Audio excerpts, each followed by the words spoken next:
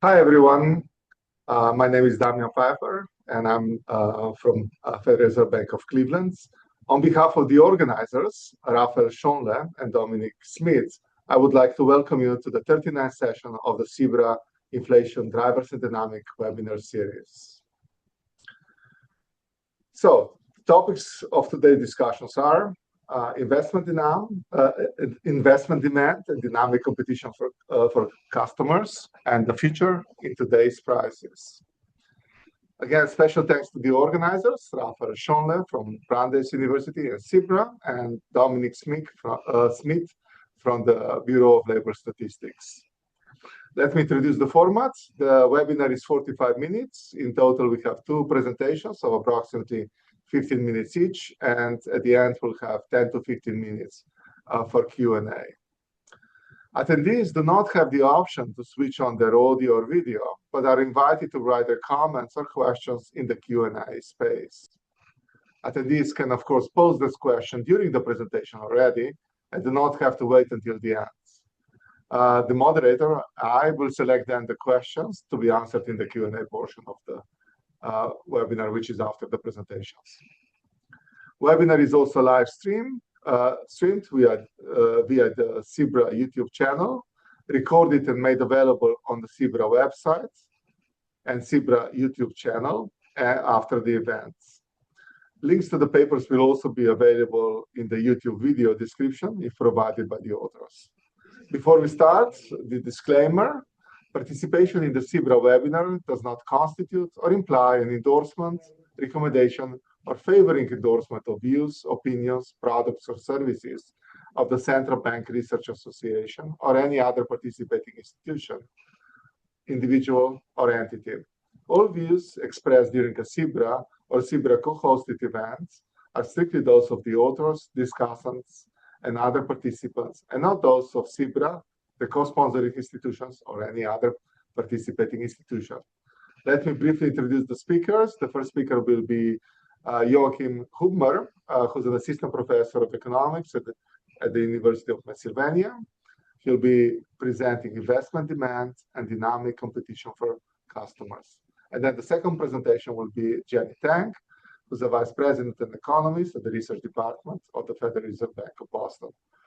Jenny will talk about the future in today's prices. Okay, let's start. Joachim, you have 15 minutes. Thank you so much, Damjan, for having our paper on this program here. This is joint work with my colleague Lucas Nord, also at Penn, and we are thinking about what our firm's investment and demand means for customer competition and market power and pricing. So let me try to square the circle here in the introduction and convince you why, even though today I'm not going to talk about inflation per se, this is hopefully useful still to think about it as a framework. Now, inflation is about prices, right? So we need a theory of both marginal cost and markups, but the standard approach to imperfect competition in macroeconomics uses static demand, while in the data we see that firms spend a lot into building their demand dynamically. What do I mean by that? Well, for example, spending on sales and marketing at the firm level is pretty large. It's, for comparison, 2/3 the size of firms' physical capital investment. So it's on the order of 5% of revenue or 8% of firms' value added. And reflects mostly efforts to contact customers. And so it's also consistent with another set of empirical facts that is sort of saying that when you look at sales variation across firms, it's really mostly about the number of customers firms are having and not so much about how much they're selling per customer. And so in this paper, we are providing a quantitative theory of markups that's consistent with these sort of facts on the dynamics of customer competition. And the key feature is that customers decide not only how much, but also who to buy from based on the prices firms are setting. And what is demand investment doing? Well, demand investment is effectively increasing customers' options and hence going to lead to a lowering of firms' markups in equilibrium and an increase of the cost pass-through. And so today I'm going to show you some implications for misallocation and product market policy. That being said, today it's still entirely a real model. Of course, we hope that in the future one can use this sort of framework and build it into a model of nominal rigidities, for example, to talk about more about inflation specifically. Okay, just going to sketch the model very briefly. The key ingredient is going to be the market for intermediates, where on the one side of the market, we have as the customers a competitive final goods firms, and the other side, the suppliers, intermediate goods firms that have market power. And they're going to be heterogeneous in some fundamental, I'm going to call productivity, C, but that could be also sort of quality of the product, and the customer base, so the number of customers they're currently serving in. And the key thing is that there's a search friction here. And you actually, as a supplier, you have to invest real resources, send out your salespeople, run advertisement, spend on marketing, to contact customers, and you do so at random. And so the customers are always in contact with the previous supplier, but they might potentially be also be contacted by one or multiple potential new suppliers. And so the customers only see the prices and they also cannot commit to stay in the match. So in other words, the model is going to feature poaching and richer competition for customers. It's a GE model, but the rest of the model is very standard. So I'm not going to talk about any of the other aspects, the household side, and so on. Just gonna, use the next two slides to tell you about each side of this key market with the search friction that gives rise to market power. So we're going to think of the customers as a final good firm that's combining different intermediate inputs. Think of a car company producing a certain number of inputs, J, the tires, certain types of raw materials, and so on, right? And there's a standard CES technology, which means that the demand for input J as a function of the marginal cost they're facing for that input has the usual, isoelastic form, where sigma is both the price elasticity at the intensive margin, but more literally the substitution elasticity across the different intermediate inputs. And so what's the static value of a match? Well, it's just a reduction in the production cost, okay? There is an outside option. If you don't have currently a supplier for a given intermediate input, you can produce in-house. That gives you an outside option. That's generally worse. If you are matched to a supplier charging a certain price P, you can buy as many inputs as you want at that price. And so the marginal cost of that input J is just going to be the price you're facing for that match. Okay. But because matches are persistent, you don't just care about the static values, but you care sort of about dynamic values of being matched or unmatched. And they generally depend on the prices you're facing because, based on today's price you're being charged, you infer something about the future as well. You have some expectation of future prices, of supplier exit, and so on. So most of the action is on the side of the suppliers, the intermediate good firms, and they are doing two things. Okay, there's two key margins here. One, they're choosing a price, a uniform price, and given the price, they're making a certain static profit per customer. That's the usual formulation: price minus marginal cost times the quantity, which is a function of the price they're charging. So that's the profit per customer in a given period. But they're also choosing their demand investment. So what it means literally in the model is they're choosing a contact intensity that's per existing customer. How many new ones are you contacting at a certain investment cost? That's our notion of demand investment in the model. And as a result, the customer growth rate is 1 plus the acquisition rate minus the quit rate, where, importantly, this E of P here is the conversion rate per contact, and the Q of P, the quit rate per existing customer. These things depend on your own price directly, but also in equilibrium on the entire distribution of other firms' demand investment and their prices, okay, and the distribution of matches. So that's sort of a rich object that sort of, this notation here implicitly doesn't mention it, but of course it depends on all the action of the other firms in the economy.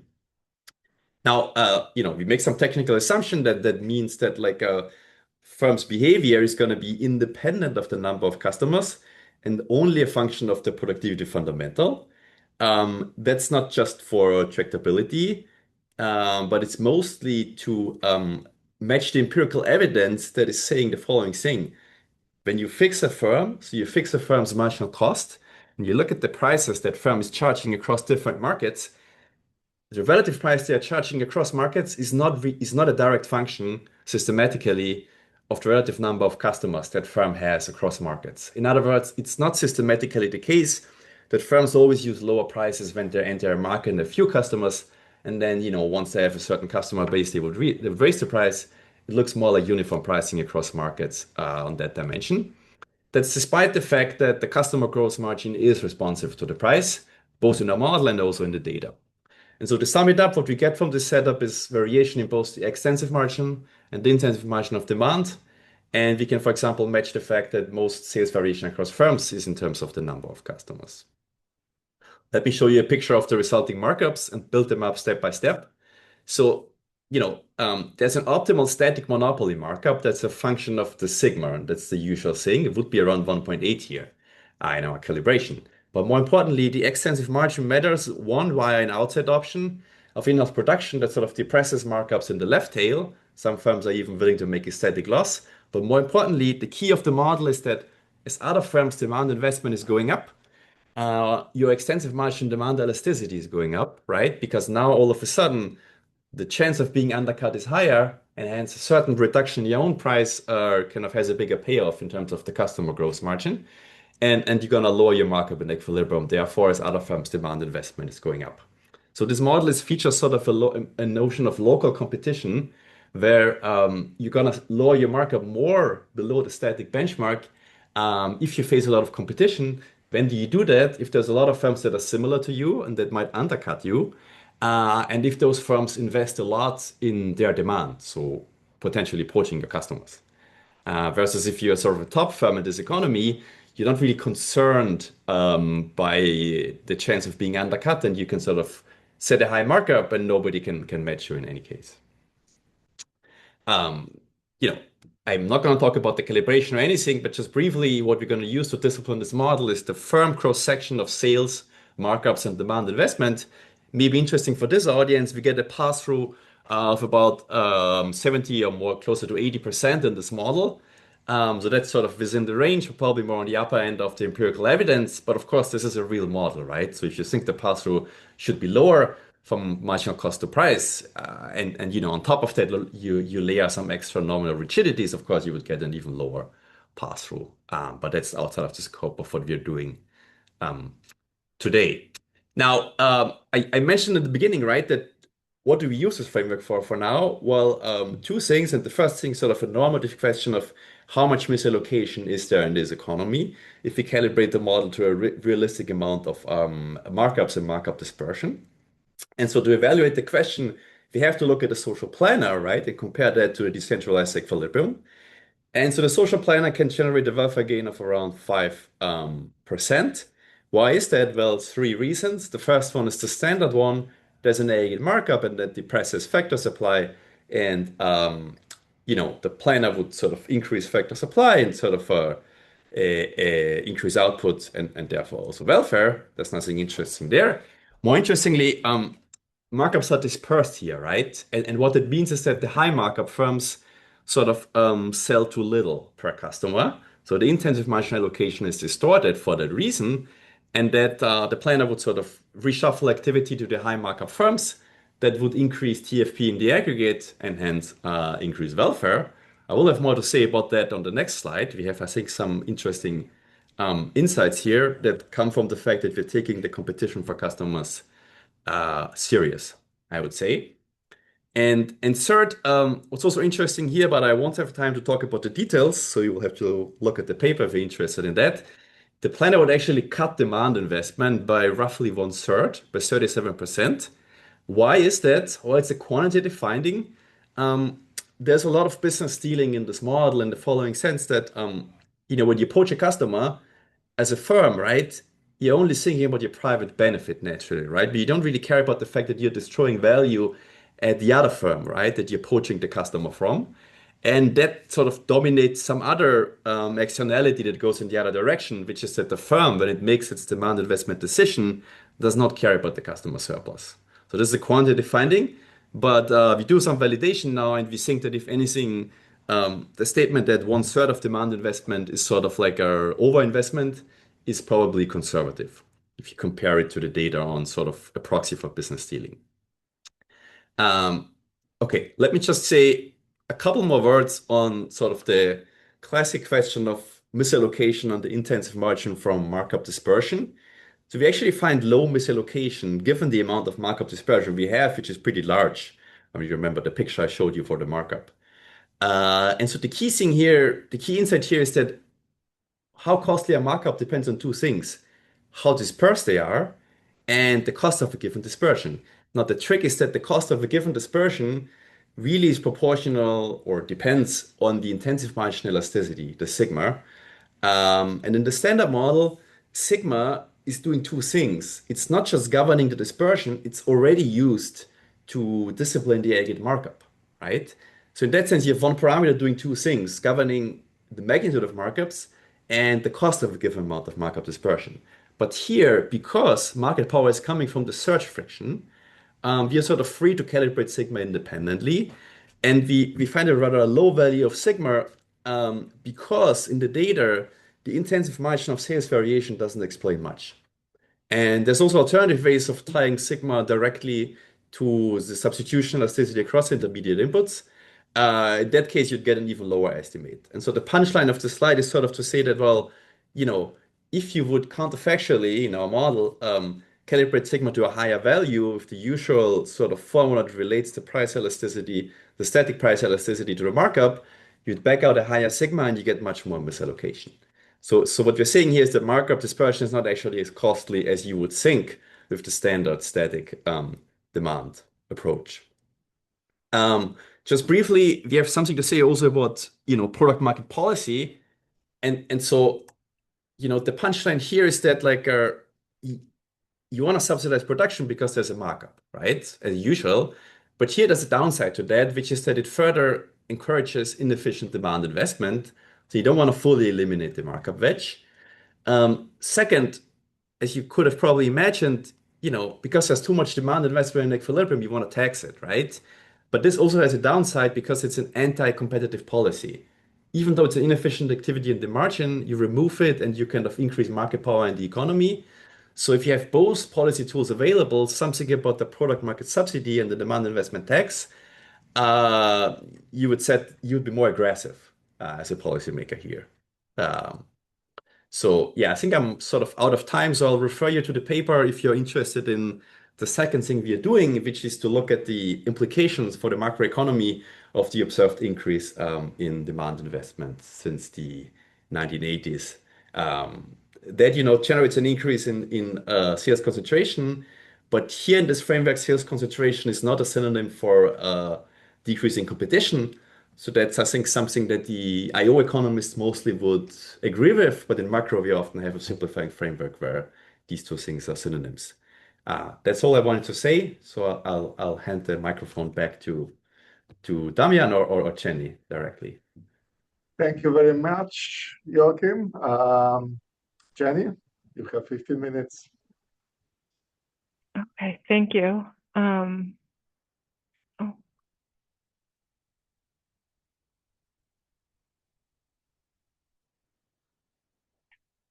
I think you can see the slides, but tell me if otherwise.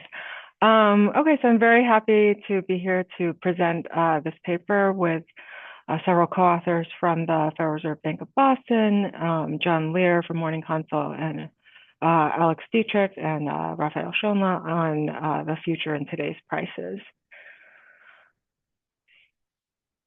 Okay, so what we're trying to do in this paper is to examine what we believe to be is a core feature of macro models, which is forward-looking price-setting behavior.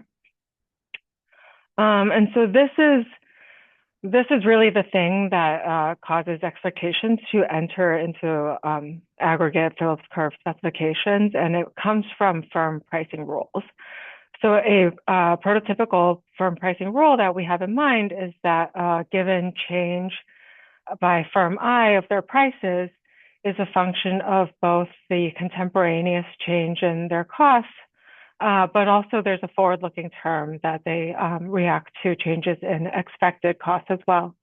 So far in the literature, identifying the pass-through of contemporaneous costs separately from any changes in expectations is empirically challenging because of both measurement and endogeneity issues.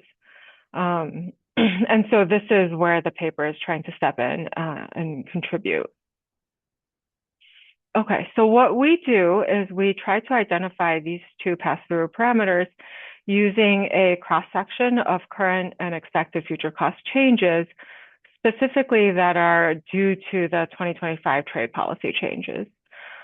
We do so in a novel survey of small and medium-sized businesses, where we collect all the variables that we need, in addition to some variables that help us to explore different dimensions of heterogeneity, including pricing frequency, their sector, and uncertainty about future trade policy.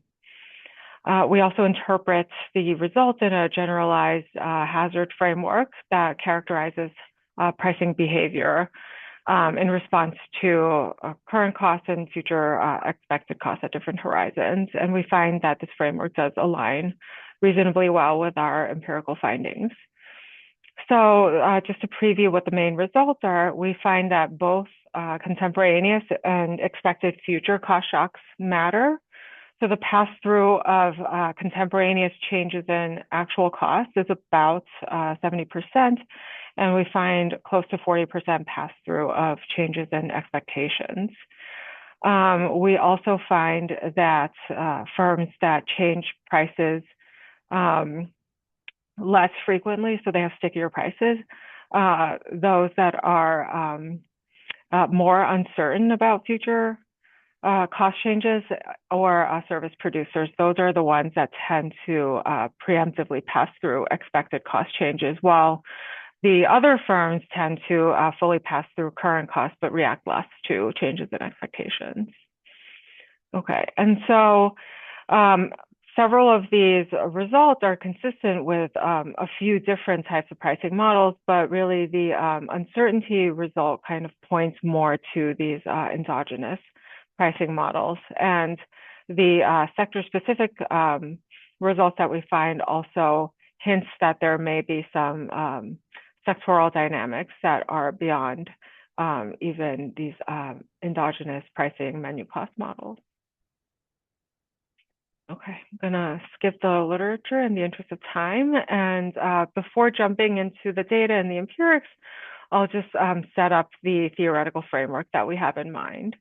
And so it's a simple linear quadratic setting in which firms choose their optimal reset price, P star here, to minimize a quadratic distance from their frictionless target price, this P dagger, at all future dates. It's discounted by discount factor beta, and there's a random time tau until the firms are able to next reset their prices. And so this type of framework can nest Calvo, Taylor, and menu cost models. So it's fairly general, and that's why we focus on this framework.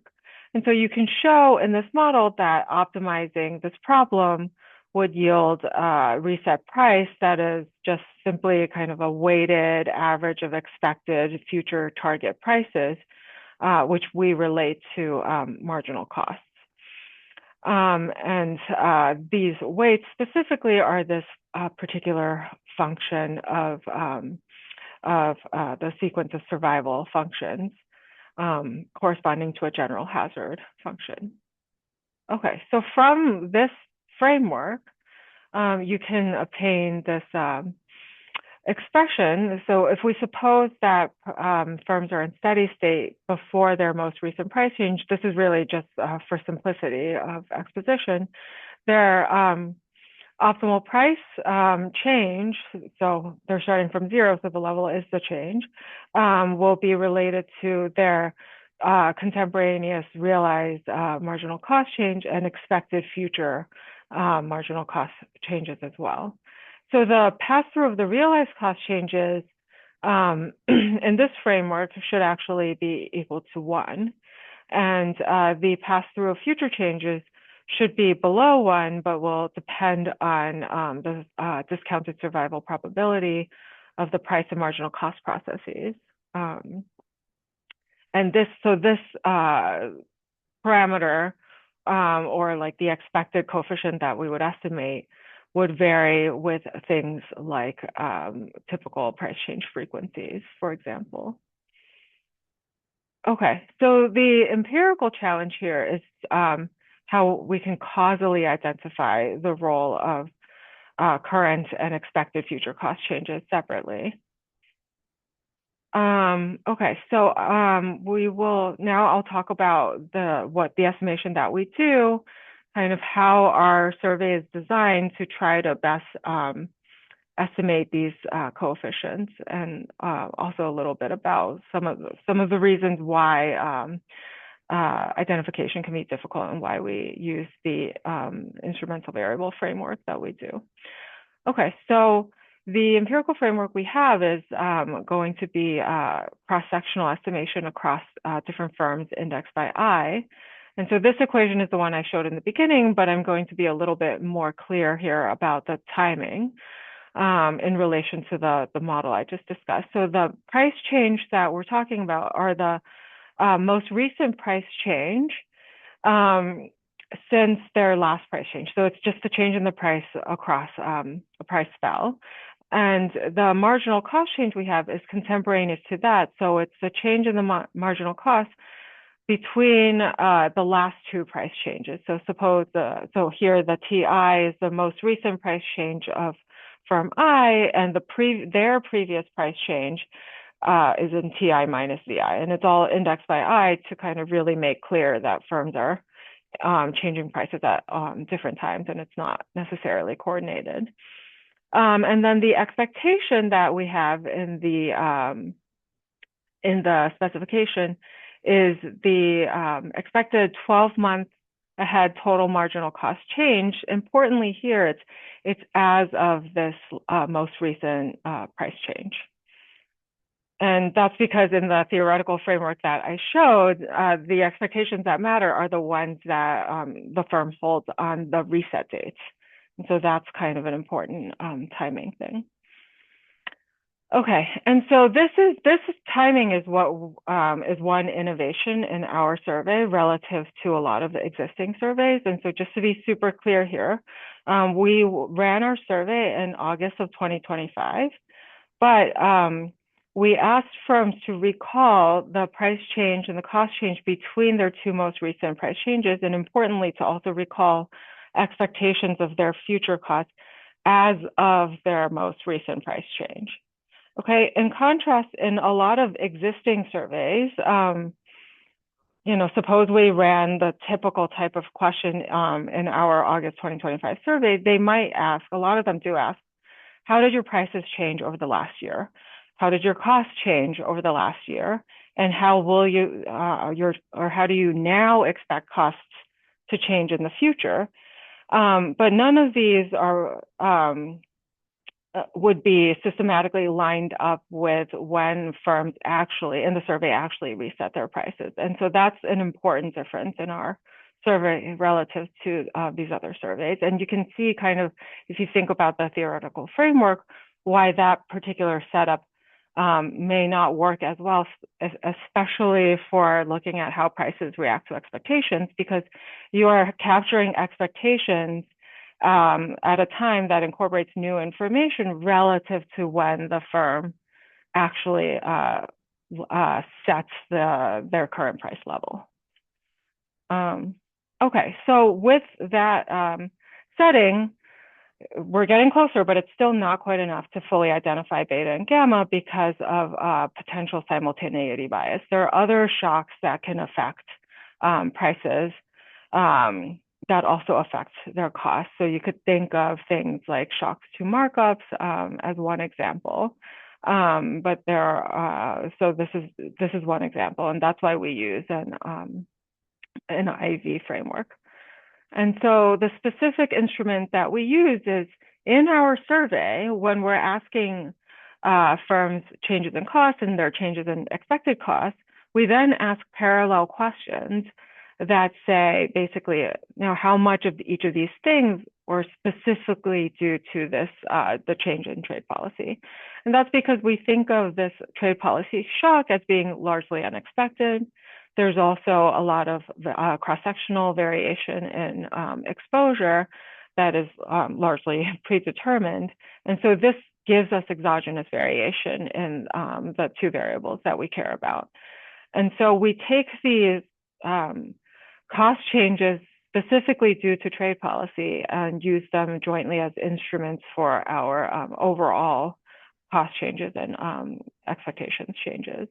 And so the assumption we're making there is that the trade policy shocks affect prices only through their costs, past costs and cost expectations.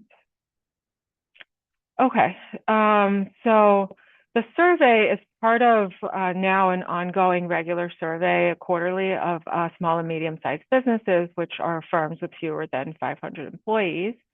And importantly, we are talking to only the firm owners and relevant decision makers at these firms. And so this, the fact that they're small firms and it's, decision makers at these firms gets us closest, I think, to a sample of people who would be pretty close to any pricing decisions. It also, looking at small and medium-sized firms, one benefit of that is it gets us closer to this more like single product pricing paradigm that is within most standard models. We reweight the sample to fit so that it's representative of small businesses in the US. And I already said before that this survey was run in the third quarter of last year. Okay, so just a few charts to validate the survey. So in one of the previous ways of the survey, we had questions that allowed us to calculate hazard rates for price changes. And that's what's on the left here. And this matches pretty well the distribution that is seen using microdata from one of Raphael's past papers. We can also look at the average price duration reported directly by firms, and we see pretty sensible things. There is a bit of spikes at kind of round numbers. So there are some firms that just change their prices all the time, and also a spike at 6 months, 12 months, somewhat at 18 months and 2 years. This is showing you, we had a question basically asking firms if they are affected by various of the recent trade policy changes and new tariffs. And so this is the fraction of firms that are impacted in some way by the new tariffs by industry. And here I only included industries where we had at least 25 firms for like a decent sample. And this aligns pretty well broadly with tariff impacts calculated by others in the literature. And here is the distribution of our cost changes and expected cost changes due to tariffs. So these are distributions of our instruments essentially, and they kind of have properties that make sense. The expected cost distribution is a little bit shifted to the right because a lot of this, at the time of the price changes, which were prior to August, a lot of these tariffs were still in the future. Okay, so using that, our main result is here. So the second column is the one to focus on. That's the IV specification, showing about 70% pass-through of past cost changes and about 40% pass-through of expected cost changes. And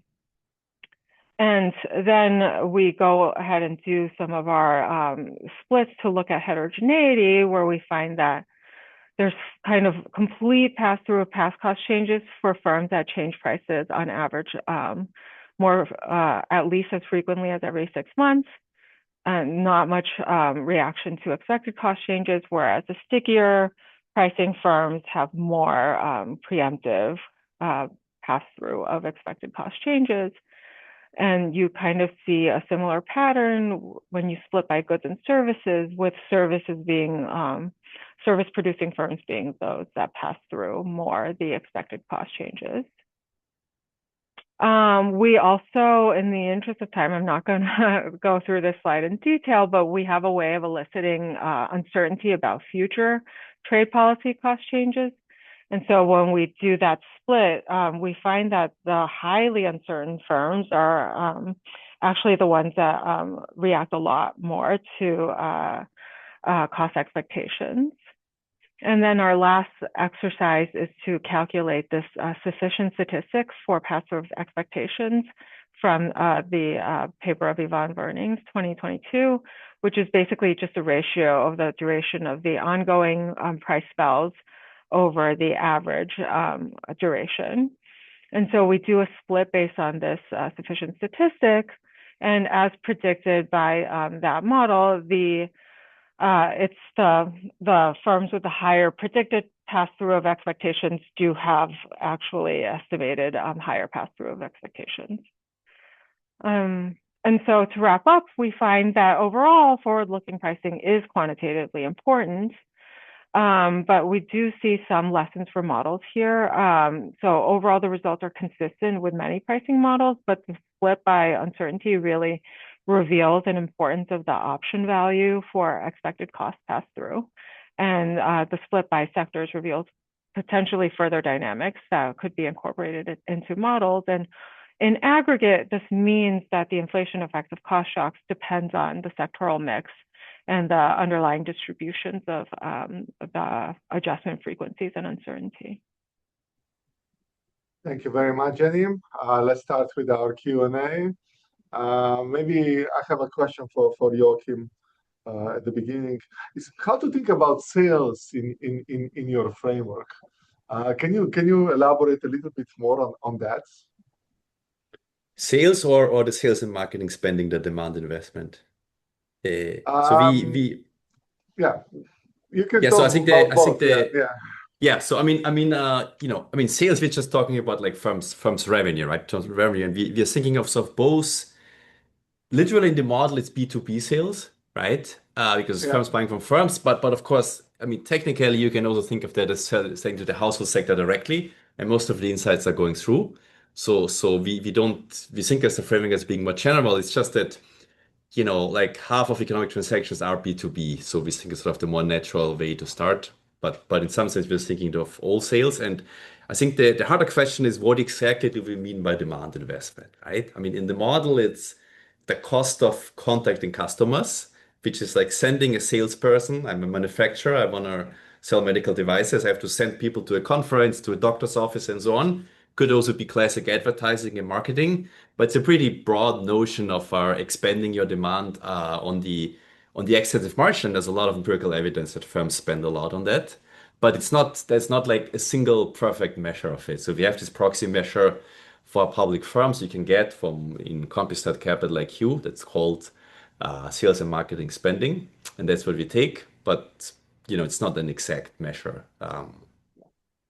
I also mean sales. If you think selling directly to consumers, and occasionally firms lower the prices to attract more consumers. Oh, hoping, sorry. Yeah, yes. Hoping that that they will expand their customer base by potentially offering price that is at marginal cost or even lower marginal cost.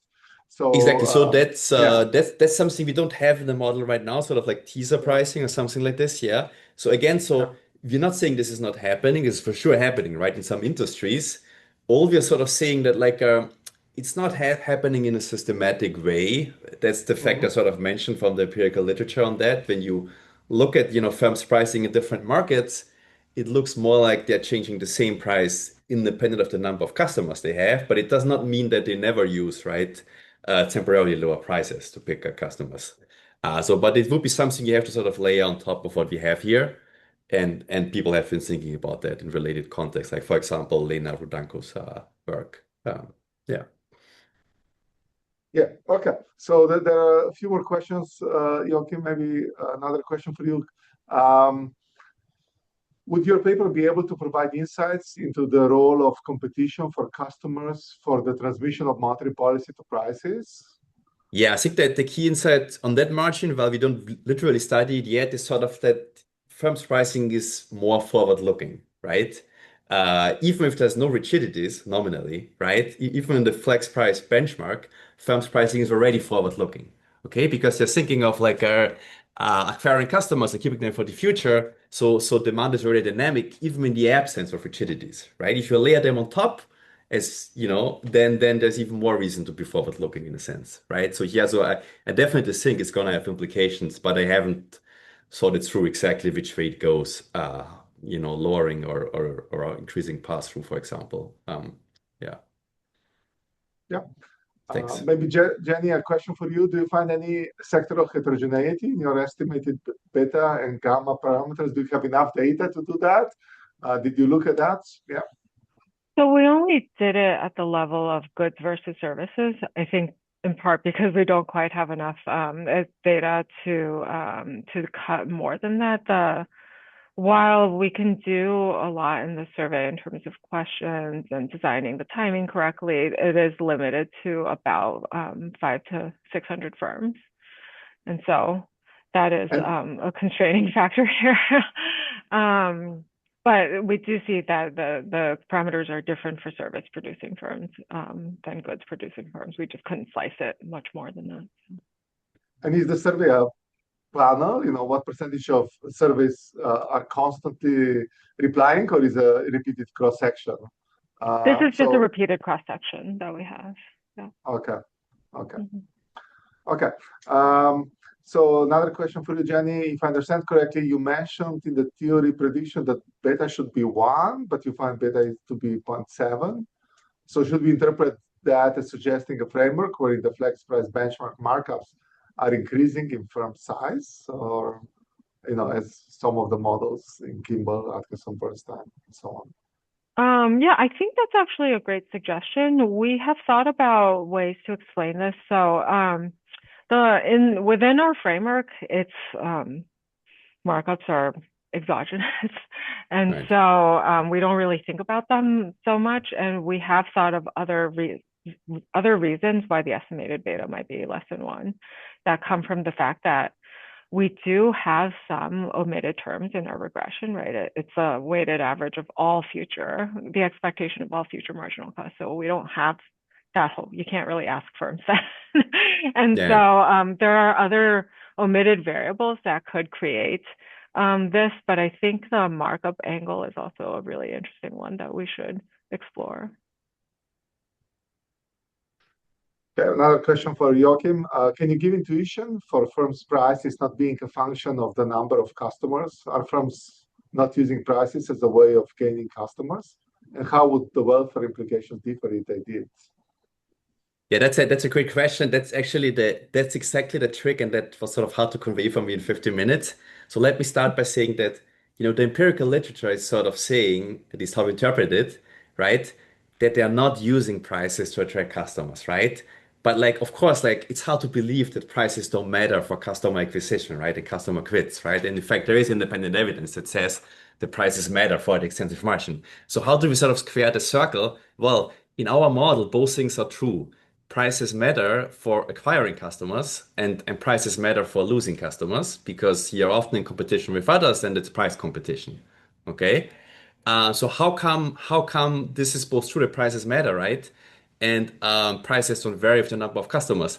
Well, it's because sort of everything scales perfectly, and the firm that's small or large in the number of customers is just making optimally the same decision. Okay, because everything has constant returns to scale. And if I'm the same as you, but I'm just twice as large, I have no reason to charge a different price. So technically it's coming from assumption on constant returns to scale on both the production side and sort of the contact cost technology. But that's sort of precisely sort of the contribution we're trying to make on the modeling side. How can we rationalize this empirical fact? It seems weird, right? The firms wouldn't do that, but they're optimally not doing it. So it's just a correlation, right? But not a causation in a sense. Yeah, thanks for the question. Thank you very much. I think we are about to be out of time in about 40 seconds. So I think that might not be time to answer another question. But I can say, if I might say, thank you to all the panelists and to all the attendees for asking questions and for a nice discussion. Thank you very much. Thank you. Thank you.